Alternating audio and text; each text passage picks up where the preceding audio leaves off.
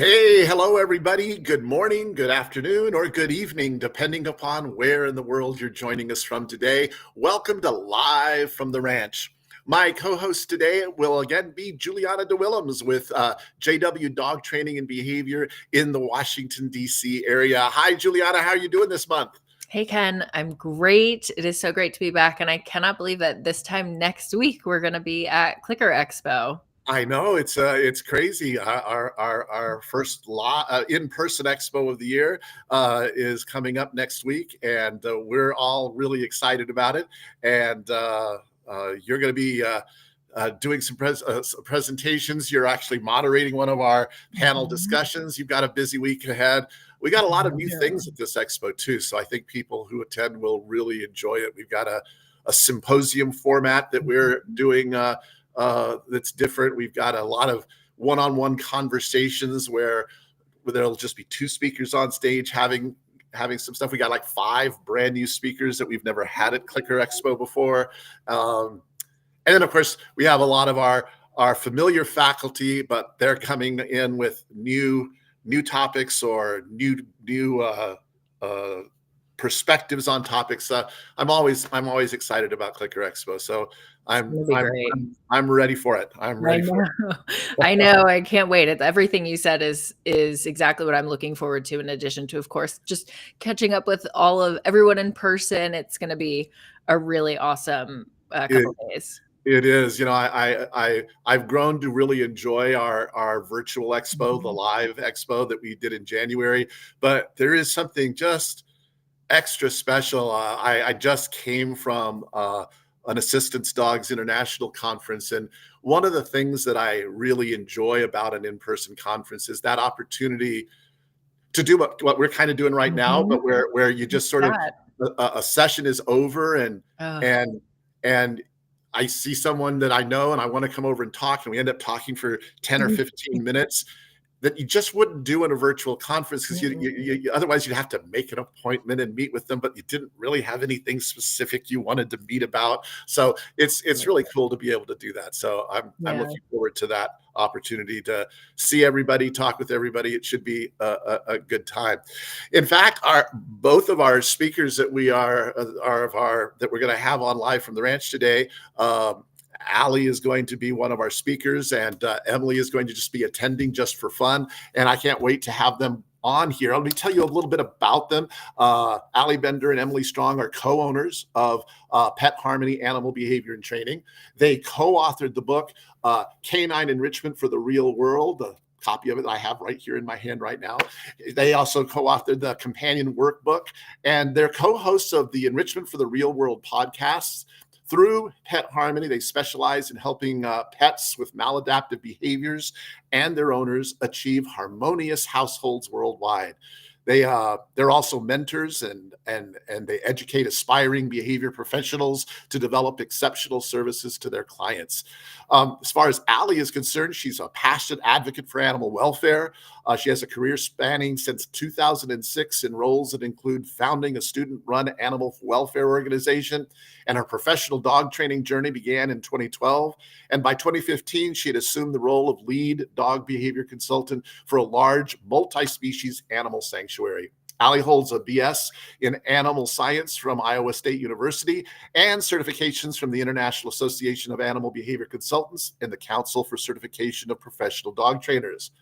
And Emily has been involved in various animal welfare fields since 1990, working and volunteering in animal shelters, rescue groups, sanctuaries, veterinary hospitals, stables, wildlife rehabs, aviaries, and as a behavior consultant since 2008.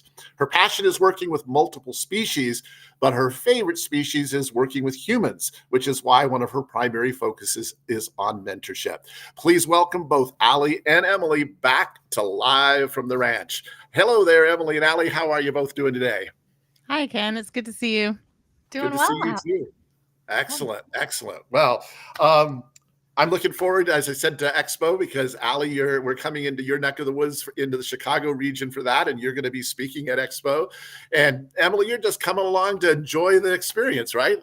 I'm excited. I'm excited that we're going to see you both in here very, very shortly.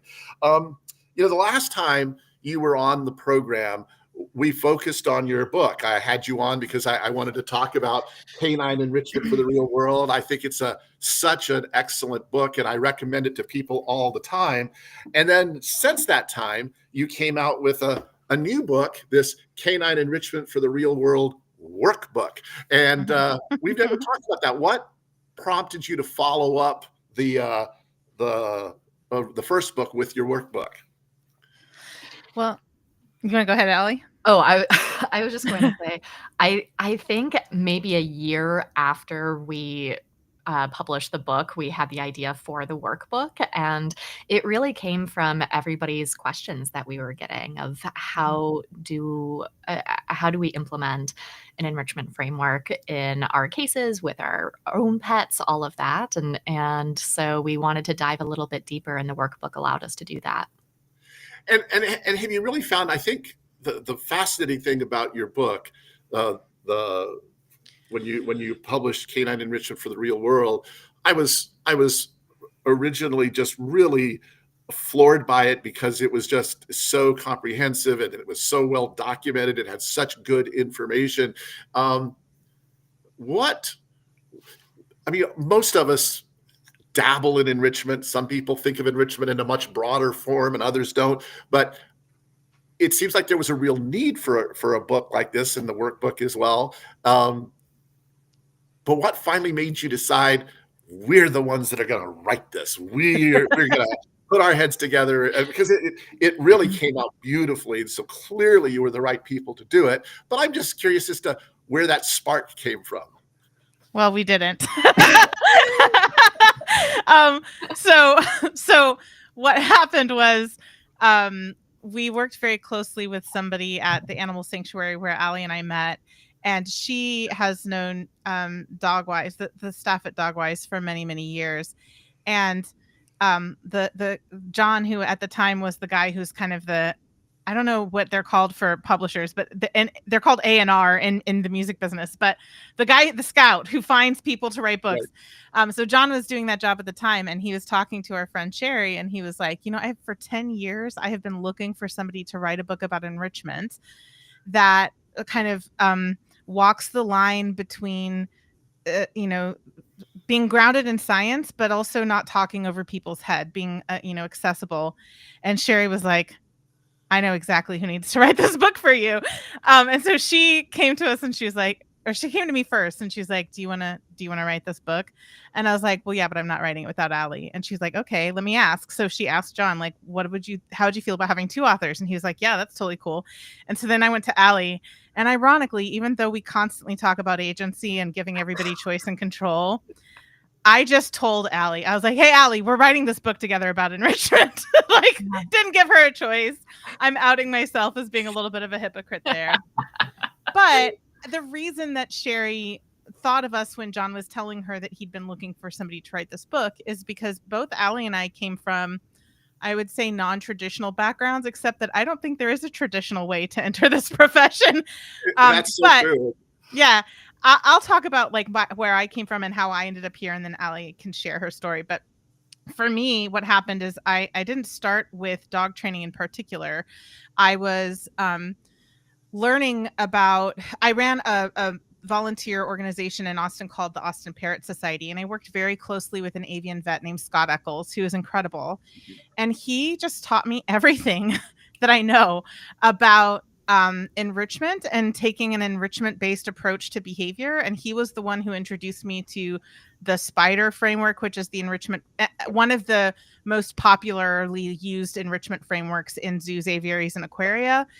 And so as I was learning how to be a behavior consultant with my mentors, he was just sort of like always on my shoulder, like, we have to think about behavior in terms of enrichment. And so I that was how I started with enrichment, and then training became a part of that for me. And so when we got to that sanctuary, I'm viewing behavior through an enrichment lens, and I didn't know that wasn't normal because I only knew my own experience. So that was my experience. Allie, how did you get into it? I think my story is a little bit similar to you in that I was doing more enrichment before I got into formal training. And so for me, I came into this field through the sheltering world. I've been in shelters since forever, almost 20 years now. And so for me, going into college, I was so focused on shelters. I was going to open my own shelter. Like that was my focus. And so I wanted to learn about behavior so that I could help those shelter kiddos who needed extra behavioral help. But I wasn't really into like capital T training. So, so while I was in college, I took a lot of courses on animal enrichment. I did my honors thesis on enrichment in sheltering and how that impacted length of stay and adoption rates. And so when I got into training, I had several years of of being in the enrichment space, and more from like a theoretical and research background from that. And so kind of similar to Emily, my training and behavior knowledge was layered on top of that. And when we were working together, we were like, oh, not everybody does it that way. Oh, okay.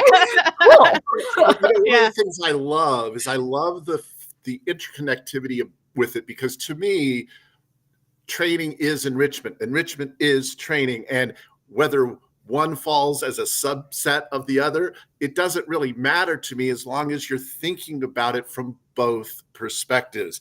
But I'm still kind of impressed that you wrote a book about it, because I've had people say to me, oh, you should write a book about X, or you should write a book about Y, but I've never taken them up on that idea and actually done it. And so I think that's a pretty big endeavor to undertake. But one of the things that I love that both of you frequently talk about, and you mentioned it already, is this idea of an enrichment framework. And we had, both of you did presentations for us at Clicker Expo Live back in January, and you talked about an enrichment framework. Allie talked about it in terms of working in a shelter, and Emily, you talked about it in terms of problem solving. And that's kind of what I wanted to talk about today, is how do you take an enrichment framework and apply it to problem solving? And it seems like both of you sort of came to training from this enrichment perspective first. But I would imagine that for some people who maybe look at training first and then think of enrichment as this other thing, they would kind of think, well, I don't understand how you solve a problem using an enrichment framework. So can you just sort of talk about that idea of using an enrichment framework for something like problem solving? Yeah, I mean, I think in order to answer that question, we have to really understand what enrichment is, because I think a lot of people think of enrichment as toys or activities, when really enrichment is the relationship between what we do and what we provide for our animals, do with and provide for our animals, and what their outcomes are. And enrichment is really about making sure that the animals in our care have as much choice, control, and predictability in their life, and that we're giving them everything they need to be as physically, behaviorally, and emotionally healthy as they possibly can. Right? So enrichment is really about like how Markowitz said, more like nature, giving animals the same amount of agency and freedom to take care of themselves as they would have if they lived out in the wild, right? And so when you're defining enrichment that way, you're looking at behavior change through the lens of, why are these behaviors occurring? And I'm not just talking about immediate antecedents. We're really talking about distant antecedents of like, what set the stage for these behaviors to occur, right? And what unmet needs are happening as a result, or what unmet needs are happening, they're kind of fueling these behaviors. Or is this animal actually doing a great job of meeting their own needs, but they're doing it in a way that doesn't work for the people who share their lives? Right? So their needs are met, but we just need to help them find a different way to do it that maybe doesn't like ruin everybody else's life around them, right? So when you're thinking about it in that way, you're not thinking in this sort of formulaic prescriptive approach of like, for reactivity, we do these protocols, and for separation anxiety, we do these protocols. And that's not how we think about behavior. An enrichment framework helps us go, what are our goals? What are we trying to accomplish? What are the unmet needs? what do we already have at our disposal that we can use to help? And what is getting in our way? What are our barriers that we need to problem solve for? And then what should good look like? What should success look like? To quote our dear friend KCM, who is here, what is the definition of done? Right? So that's really how enrichment frameworks operate, is instead of thinking, well, I'm seeing reactivity and therefore I'm going to use this protocol, we're looking at it as, what are the contexts in which this behavior is occurring, and what do we need to change about the context and or the behavior in order to make sure that everybody's needs are being met in as much as possible, right? Yeah. I think it's interesting because, and tell me if you agree, and I don't mind if you disagree, because I'd love to hear why. But as you were talking, I found myself thinking, you're sort of approaching this from a very ethological approach as opposed to looking at it as much from a behavioral approach. And I'm always reminded of Karen Pryor, who always used to talk about the fact that it bugged her that on a university campus, the ethology department and the psychology department were on different ends of the campus as if they were unrelated. But actually, as trainers, we tend to do both. But I do think that as trainers, we tend to think about, what can I do as a trainer to train this away, as opposed to looking at it from that ethological approach. Does that make sense to you? It does. And I don't even know if it's a disagreement. I'm going to add some, let's add some flavor on top of that. Let's add some nuance. I think the idea that you're either taking an ethological approach or you're taking a behavior analytic approach comes from, to quote Robert Sapolsky, the way that we bucket information. Like, we create these artificial compartmentalizations that don't actually exist in nature. Exactly. Right. And so I don't think we don't need to pick a camp. We don't need to be like, oh, I'm an I do ethology or I do behavior analysis.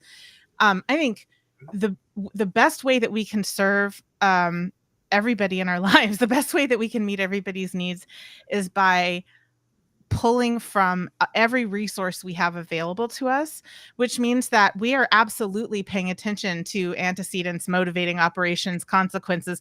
We believe in data collection, all of these things that we learn from behavior analysis. We are big fans of operationalizing behavior, because how can we know if we're actually being effective if we haven't clearly operationalized what behaviors we're looking for, right? So we pull heavily from behavior analysis.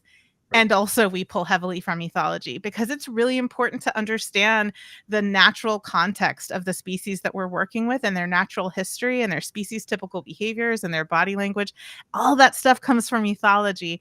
And so to me, it's the marriage of like just getting rid of the buckets and just looking at what's in front of us, right?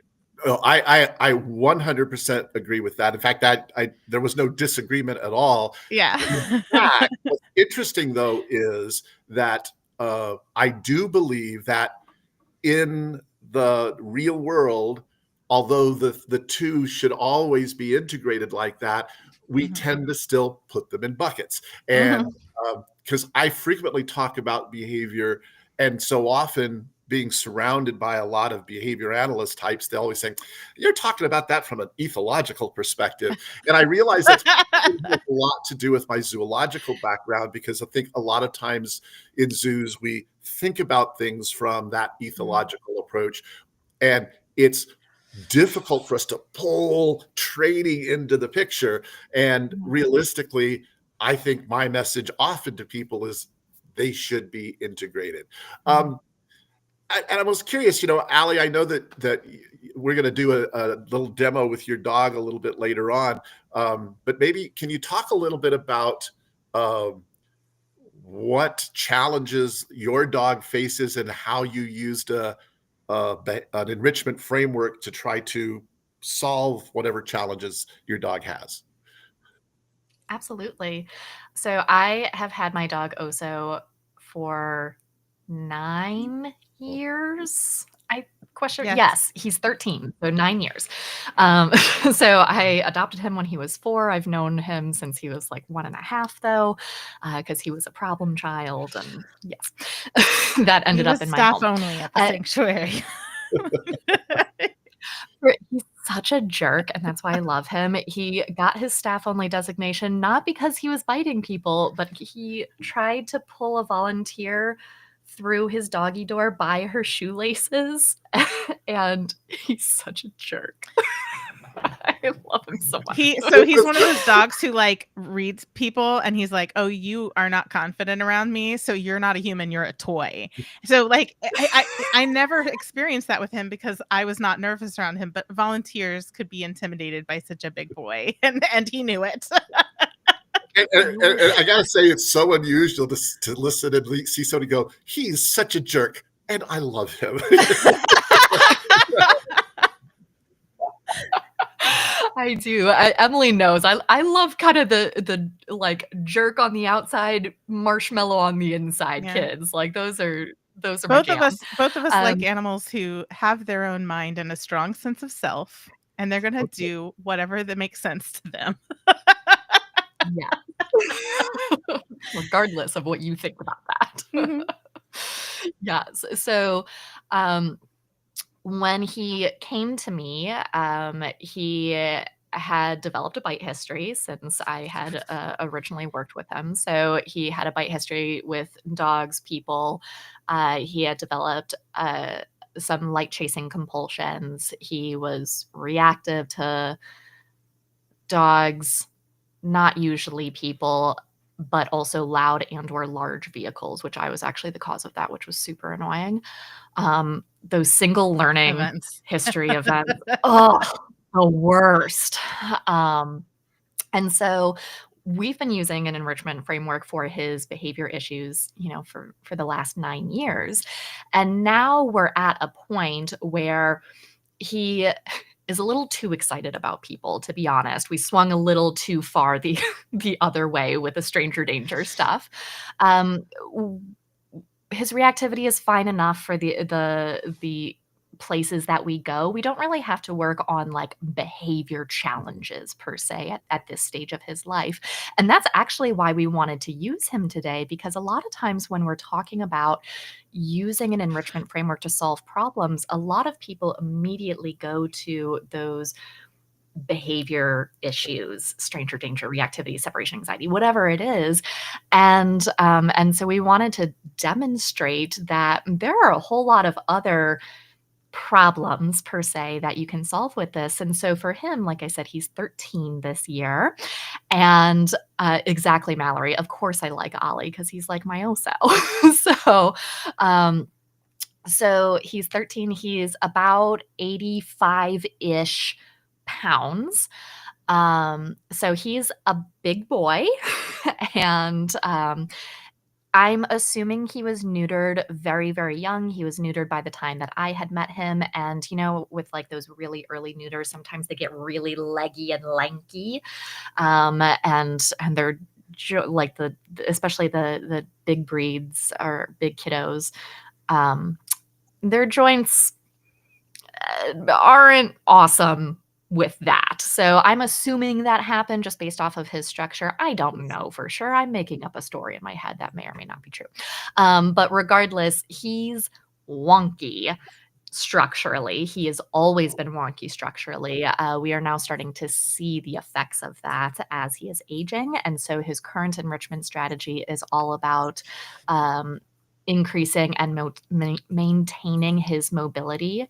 I've been in sheltering for 20 years. I know what happens when big dogs can't walk anymore. So I want him to be with me as long as possible. And that's what our enrichment strategy is about. Good. Excellent. Well, I'll tell you what, I'm going to suggest we take a quick break. And then when we come back, why don't we meet Allie? And then I'd like to hear from the two of you about putting together an enrichment strategy and moving forward. Meanwhile, for those of you watching, I want to remind you that Emily and Allie are going to be happy to take questions from you if you have any. So don't hesitate to post them in the chat window, and Juliana will be watching for those. But also I want to suggest, if you have ideas of things where you used enrichment to solve a problem, even if it's not related to something we're talking about, we'd love to see that in the chat window. Just tell us a short I used enrichment to help deal with X would be very interesting for us to see, and we'd love to hear from you about that. In the meantime, I want to talk a little bit about Karen Pryor Academy. At KPA, Karen Pryor Academy, you can build your skills and knowledge by enrolling in any of our on-demand courses, or it can take the next step in your animal training career by applying to our professional certification program with in-person or fully virtual workshops. You can see some information on the screen, and you're always able to learn more by visiting us at KarenPryorAcademy.com.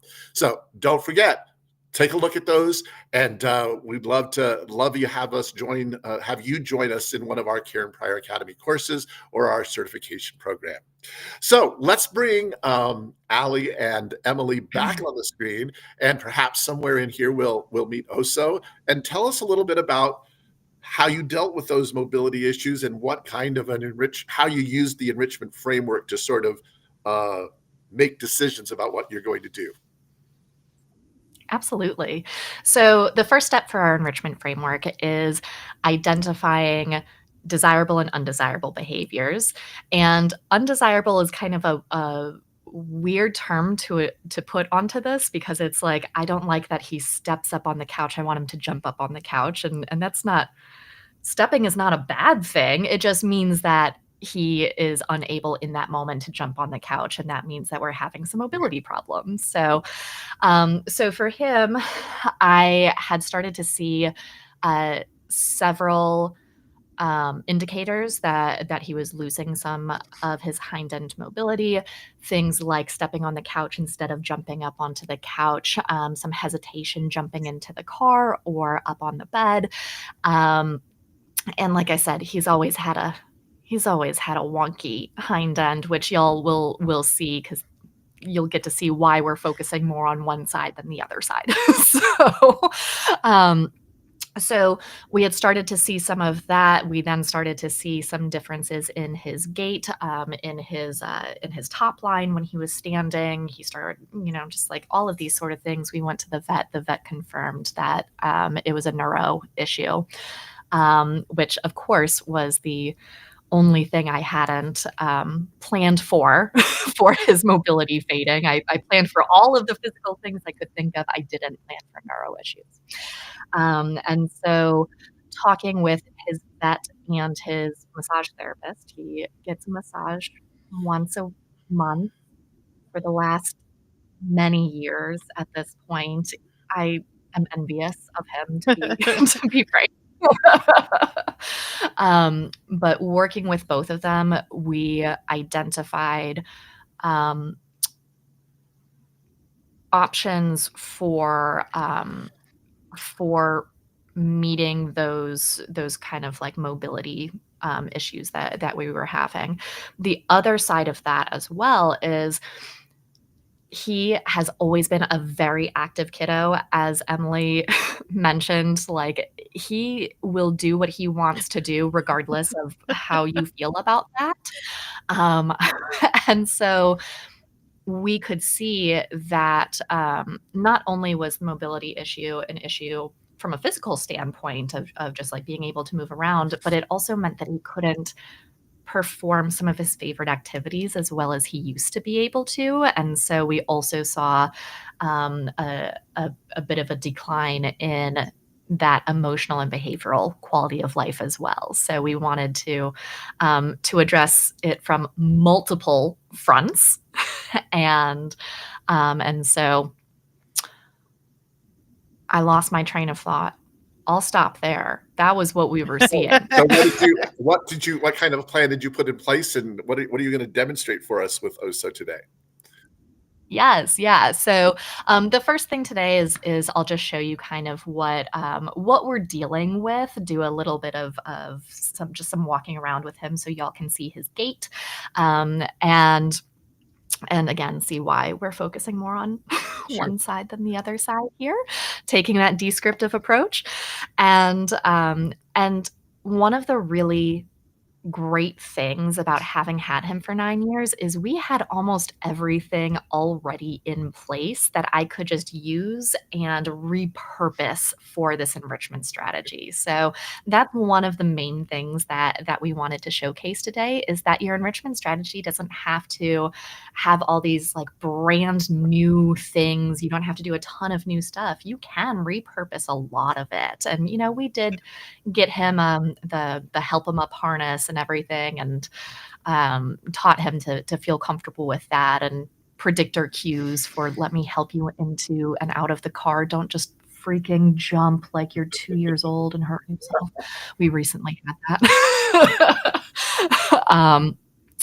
So just demoing, there's some very simple things that we can do for him that he's known how to do for years, or we've been able to piecemeal based off of what he's already All right. done. So can we get a little demo from him? Absolutely. Let's get him in here. Yeah. So while she's setting up, I will go over the sort of objective measures that we're looking at to see how successful her enrichment plan is. Because as I mentioned earlier, it's not actually enrichment until we know that it's meeting a need, right? It can be an activity that's intended for enrichment in the same way that we can offer a treat and intend that to be a reinforcer, but we don't actually know that it's enrichment or if it's a reinforcer until we observe the outcomes or the impact. So some of the things that we are looking at for Oso is how much help he needs getting into the car. Does he need a lot of help? Does he need a little bit of help, or can he do it on his own? What does his starting pace look like on his adventure walks? So is he kind of slow to get started, or is he like go, go, go? Another thing that we're looking at is, like Allie already mentioned, stepping up versus jumping up. And when he jumps on the couch, how well does his hind end work? Does he immediately sit, or is he able to support his weight? Right. So those are some of the things that Allie is using as objective metrics for tracking the efficacy to know if what she's doing is in fact enrichment. Right. Okay. Yeah, and obviously we don't get to necessarily see the effects in a time span like this, but I can show you or I can describe what each of these things does for him. All right, so we'll just do a little bit of a baseline for a moment. Just walking in and out, and I know there's a terrible glare. I'm sorry, y'all. There's nothing okay. I can do about it. We can see him too. Everything is clearly visible to me.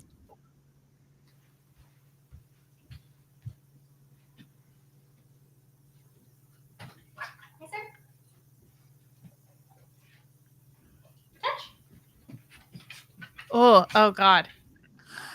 It's gotten so bad since I last saw it. Oh.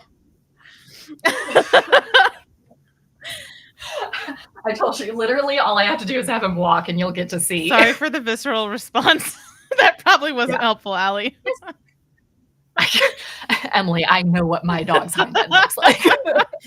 So for those, I'm always surprised sometimes by clients or people who are not aware of what you're seeing. Can you describe why you had such a "oh God" kind of expression? What did you see? I'll do it again for you, Emily. So you describe to us what you're looking at and why you react that way. Yeah. So when he turns around and starts to walk, you'll notice that. See how instead of walking straight forward, like picking up his foot and putting it in straight forward, he's doing this kind of bowing out, and then his hocks kind of collapse inward. So that instability of like bowing out and then collapsing in is what I was reacting to. Sure. So what did you do about that, and how did you assess it and make a decision about where to go to try to help him? Yeah. So for him, a couple of different things that we're working on, and I'm assuming my mic can't pick it up since Emily, you didn't mention. There's some if you're in my home, you can hear him shuffling now, and that's a new thing for him. Of he's clearly not picking up his hind legs as well as he used to, because we can hear that happening. And it was actually convenient, for lack of a better word, that started happening while there was snow on the ground. So I could very easily see which foot was worse, which one had the longer drag line in the snow. So convenient, I guess, that's when he decided to start shuffling his feet. So with all of that, we're doing a few different things. We're doing some cavalettis, which I'll set up in just a moment. We're also doing a lot specific to his right hind leg because of what Emily was saying, because of the dragging that foot more specifically, and because his massage therapist has hands on him frequently.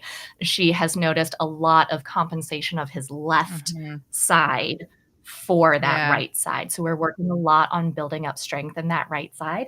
And one of the things that we can very easily do is a trick that we had taught him a long time ago. Can we do it in the office? Okay. Oh, we're good. You did it. Good job. So we can do just a spin. And when I have a little bit more room than what I have in my office, we get this really nice under, like kind of leg tuck under. And we also have the other way. Good boy. Good job. What a good boy. Good job. Okay. So that's a really simple for us because we call it twist and shout. We already had our twist and shout behaviors. It was just a fun trick that I had taught him. And now we're getting to use it for his mobility work and getting those hind legs under where they should be. So let's also set up some cavalettis for him. Emily, I'll let you talk while I do that. Okay, so are we talking about the chart that you left for Alex? Sure. Okay. So Allie is going to be at Clicker Expo, as we discussed. And so she's got an enrichment plan that she's leaving with her husband so that he can do the work. And she wanted to set it up so that it is sustainable and realistic for her husband to do. In other words, we're not asking her husband to perform at a level that Allie does. We're not asking him to be able to do things that he doesn't yet have the skill set for. So we wanted to make the plan Allie wanted to make the plan as simple and effective as possible. So she has 2 to 3 times a week for strength training, have Oso back up, walk uphill, and then stand from a sitting position. For proprioception, she's going to have him do 3 times a week cavalettis, which you'll see in a little bit. The twist and shout that Allie just demonstrated, and walking clockwise in a wider circle than a twist and shout. If any of y'all have attended the How Movement Works class by Laurie Stevens, you'll know what that looks like. And front and back paws up on a platform, and paw target with duration, both standing and sitting. I didn't finish, but I see that you're done, so I'll just stop there. Sure. I mean, he's ready. He's ready. It's all about. Let's let Oso do it. I'm sorry. I should also mention. I know I just said he was ready, and then I started talking again, but I should mention too that just like a quick quality of life, quick win that we had for ourselves is Oso loves to sleep in bed with us, and we, for the most part, also love that. Except, 2 grown humans and a 90-pound dog in a queen size bed is challenging, but it's fine. And Oso is having a really hard time jumping up on the bed. And so we built him a platform that would help him get up on the bed. We had stairs for him when he was more mobile. He was willing to use the stairs. As he got less confident on his feet, let's say, he was no longer willing to use those stairs. They were a little bit too wobbly for him. And so we now have a essentially 3 foot by 3 foot platform in our bedroom that we have to step over if you want to get to the other half of the room, but it's fine. It's worth it.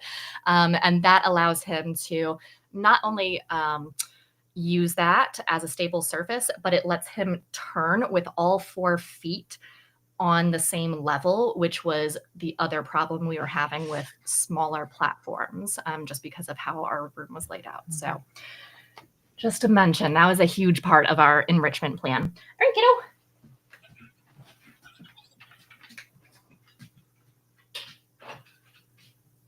So one of the things that I'm looking at here is, does he hit the cavaletti? And if so, how many times he might do that?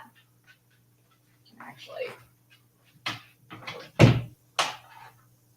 Okay, you ready? He's convinced that the tea leaves I spilled are, in fact, food.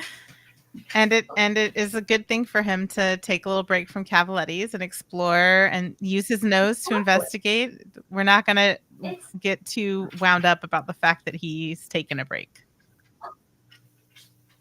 So today, and this is all I'm going to do with him today, because you saw he knocked over that last. He's like, no, I'll keep doing it. I need more snacks. I'm fine. There are snacks. But he was a little on the twist and shout. I saw him favoring that right hind a little bit more than I normally would. We also knocked over that second one with his right hind. So that told me, okay, you know what? That's fine for today. So those are some things that I'm looking for. This is not my normal setup. One of the things that I do for his cavaletti setup is, you know what? I can draw it better than I can explain it. Stand by. Why don't we do this? It's time for another quick break. I'm going to let you draw it, and then we'll come back and you can explain what you were doing and why you were doing it after we come back. Does that sound good? That. All right. Sounds Good. great. Well, this is a great opportunity for me to tell all of you about our KPA live classes. We've got an incredible variety of KPA live classes that are coming up. These group virtual classes are high impact and short duration with real-time coaching and training.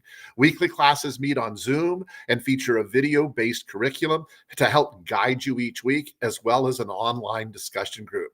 So see what's new this month, which includes Allie and Emily's class, or subscribe to learn a little bit more about new classes and early bird savings at KarenPryorAcademy.com. And so you can see on the screen there, there it's back again. Is it enriching, making your behavior change plans count? Which is a topic that Emily and Allie will be teaching on, and that class is still enrolling right now, but it's something that you can take advantage of and go to KarenPryorAcademy.com to find out more. All right, let's take a look at Allie's great artwork. And while we're getting you on there, Allie, I was curious. I noticed that you spent some time actually measuring the distance between your cavalettis. What were you measuring for, and why is that important? Yeah.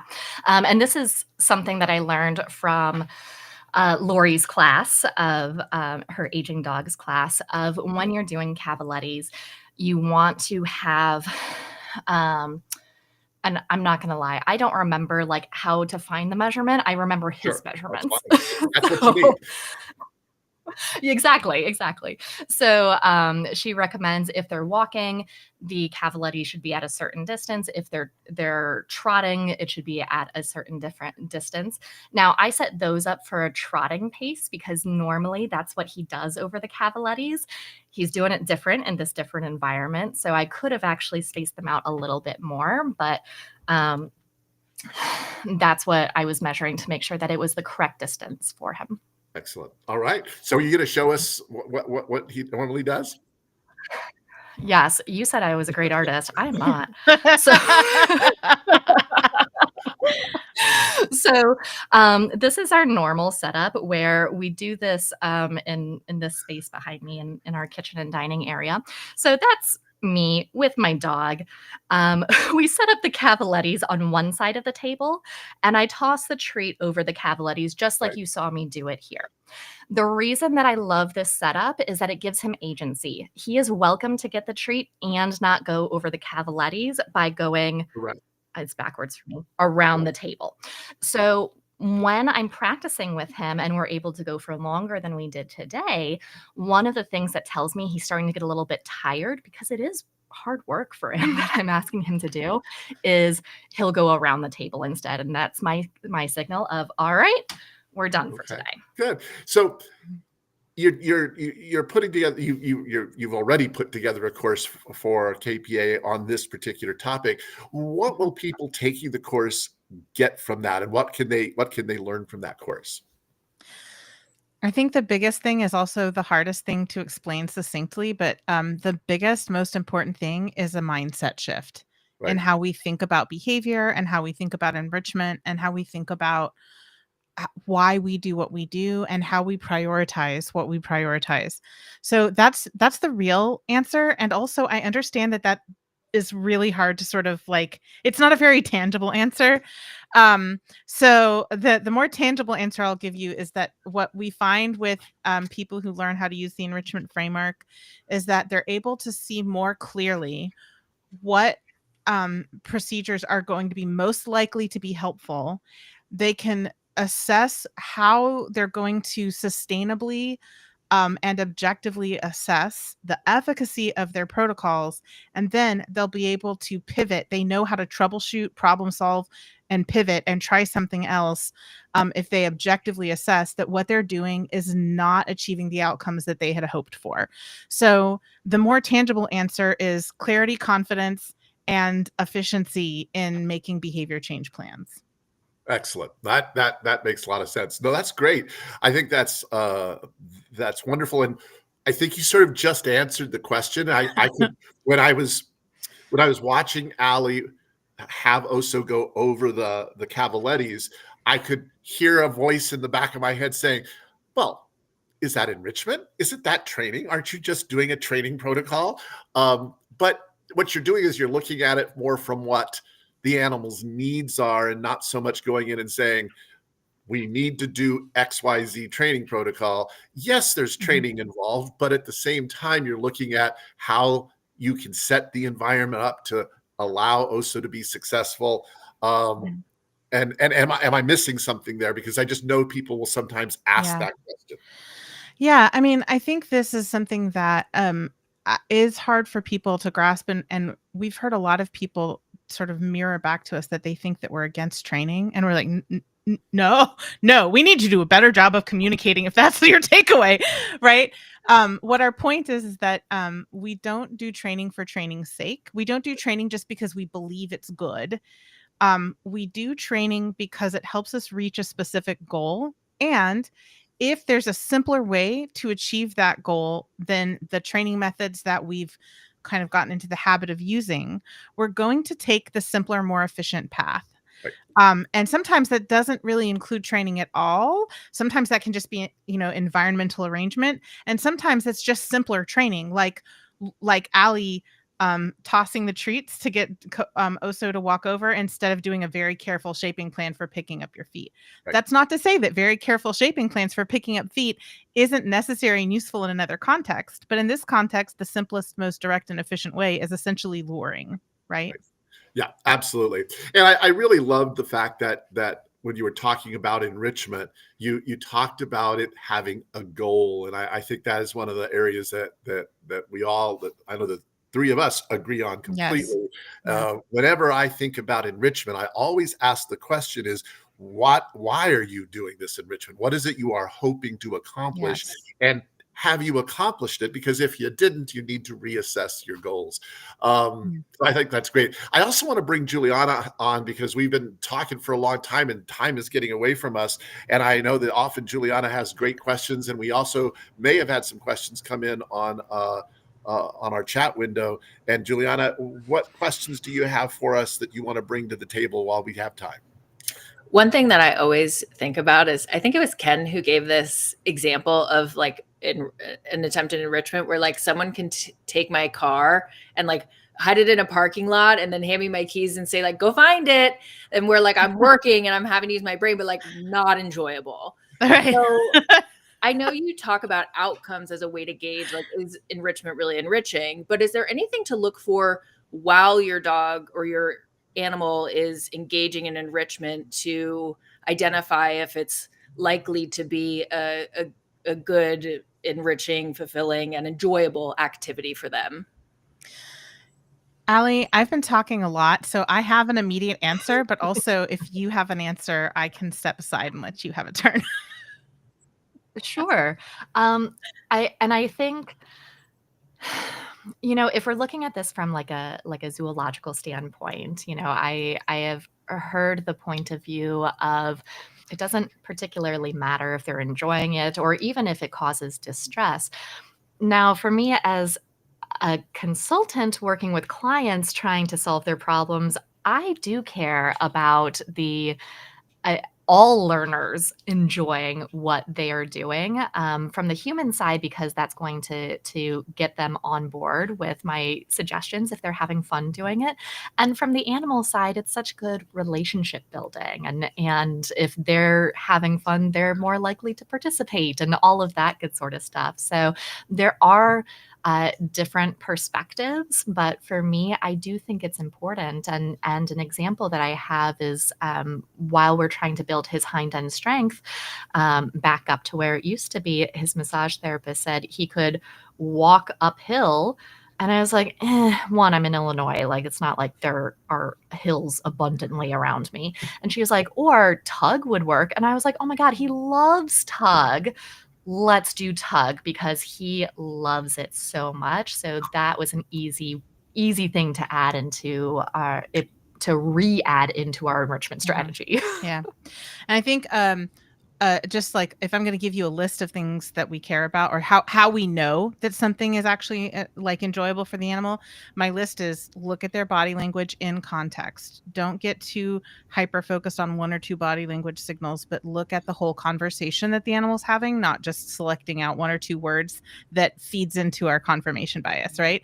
Another thing that I would say is do preference tests. If you truly can't tell what your animal prefers, you can ask them by giving them options and watching what they prefer. And the third is like Allie did with the table in her kitchen, provide agency, which includes multiple options. And so if the animal is saying no to the thing that you're asking them to do, and they're choosing another way to get what they want, instead of thinking of that as a training failure or the animal being defiant, think of it as like the animal is telling us something and we need to listen to that and be like, okay, say more. Why are you saying no right now? Right. And Allie knows the answer why Oso says no in that context, but a lot of times we don't know why the animal is saying no. And so more investigation is merited. Right. But if I'm going to summarize, body language, preference tests, lots of options, and letting them say no. Right.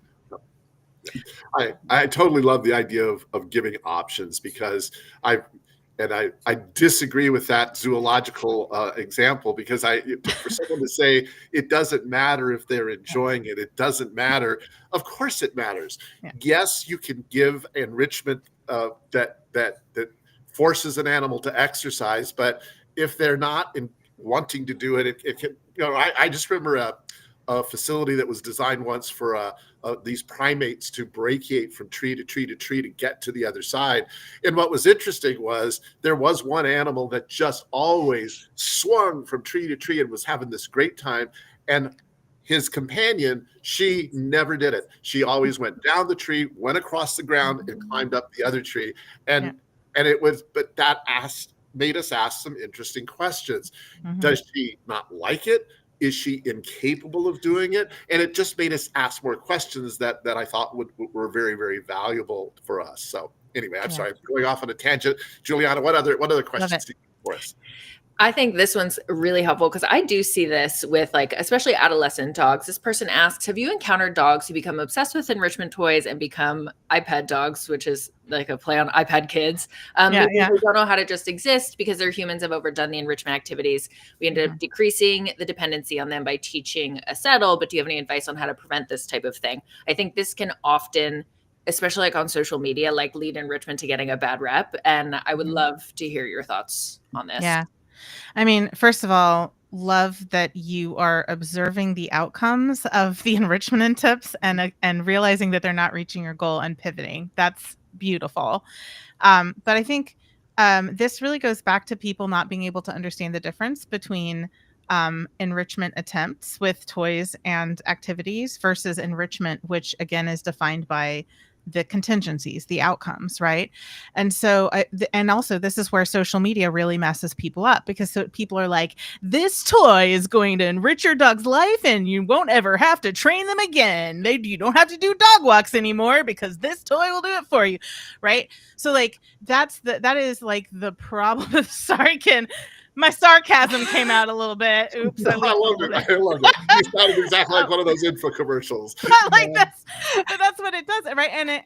And this is a really good example of how the way that people are talking about enrichment in those kind of social media posts, this is the risk of that. This is what happens, is that people are like, oh, I have to do this. And then when they see that their animal's needs aren't being met, they're like, well, I just have to do it more. And then they develop this, like the dog develops this almost compulsion, because it's like, the only way that I can meet my needs is through this toy. And I'm just going to keep doing it over and over again. And that's not it, right? That's clearly not meeting the dog's needs.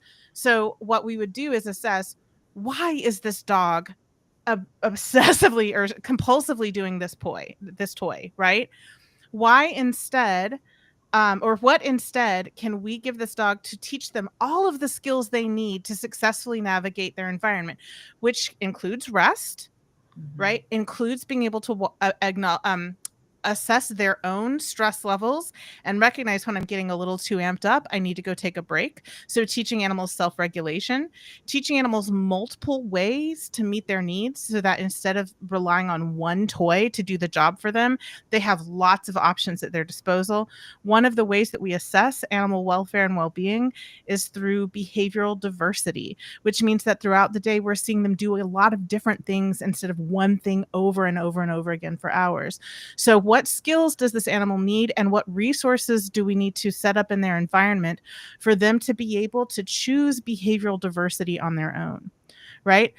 That's what enrichment actually looks like, not the magic toy that somebody on social media sold to you and then that being enrichment, right? And by the way, I am not criticizing the person who asked this question. I'm throwing shade at how people treat like these enrichment strategies or toys or objects as like the panacea that's going to fix everything, right? Which is just not how any of us operate. That's not how behavior works, right? Yeah, that's great. I love that answer. You know, we don't have a lot of time, but let's see. Do you think we have one more question that we might be able to get a short response into, Juliana? Let's see. Anna asks, could you elaborate on how you communicate taking the simplest, most direct way that may not include training to clients, same way you did here, or framing differently? That's a really good question. And the answer is it depends.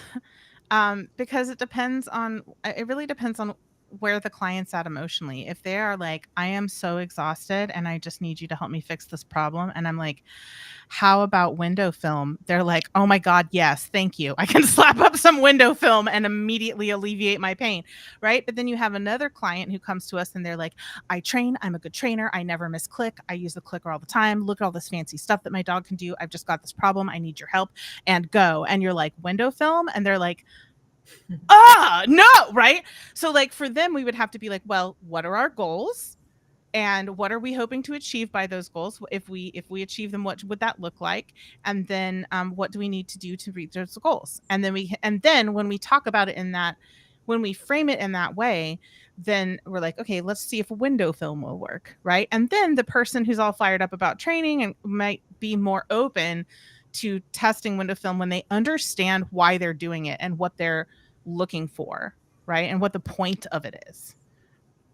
Right. Excellent. I appreciate that could have been a very lengthy answer, but Emily, yeah, it's short and succinct. So I could have this discussion for a long time. We have, I think our viewers have enjoyed the conversation. I do want to say that a lot of these kinds of discussions and a lot of these kinds of strategies are things that you're going to be talking about in your live course. Yes. And encourage people to look into that.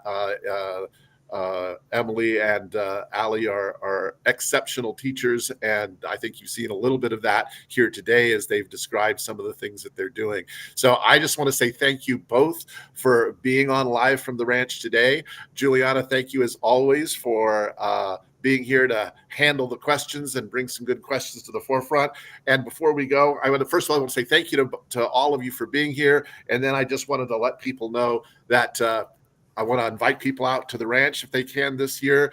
The very last day for early bird savings here at the ranch is today. We still can take registrations for ranch courses throughout the year, but we do have early bird savings for our 1-week courses, and you can take advantage of those if you register by the end of the day today. And I'd love to see you come out here at the ranch.